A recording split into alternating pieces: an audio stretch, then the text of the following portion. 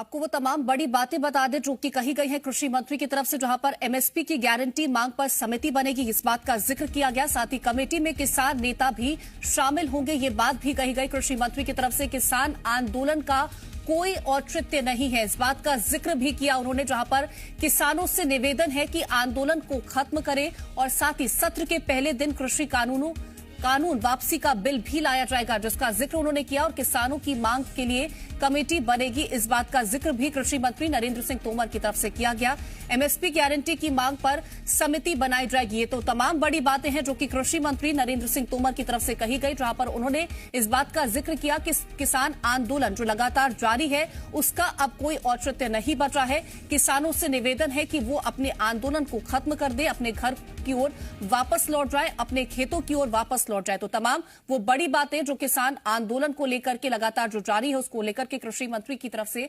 कही गई है। तो उन्होंने पीएम की घोषणा का आदर करते हुए अब आप अपने घरों को वापस लौटे, एक समिति बनेगी जिसमें किसान आंदोलन से जुड़े हुए तमाम किसान नेताओं को शामिल किया जाएगा। एमएसपी गारंटी को लेकर के एक कमेटी का गठन किया जाएगा जिसमें तमाम बातों को लेकर के जिक्र भी रखा जाएगा और साथ ही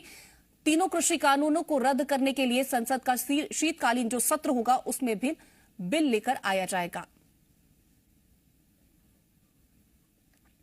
तो किसान आंदोलन का कोई औचित्य नहीं है, क्योंकि जिस तरह से बीते दिनों प्रधानमंत्री नरेंद्र मोदी ने तीनों कृषि कानूनों को वापस लेने का ऐलान किया, उसके बाद से भी किसानों से लगातार अपील की जा रही थी कि वो अपने आंदोलन को खत्म करें, लेकिन किसानों की तरफ से अभी भी 6 ऐसी मांगे हैं जिनको लेकर के बातचीत करने का जिक्र किया गया, जहां पर किसान लगातार उन तमाम मांगों को लेकर के बातचीत करने की बात कर रहे हैं। लेकिन कृषि मंत्री की तरफ से आज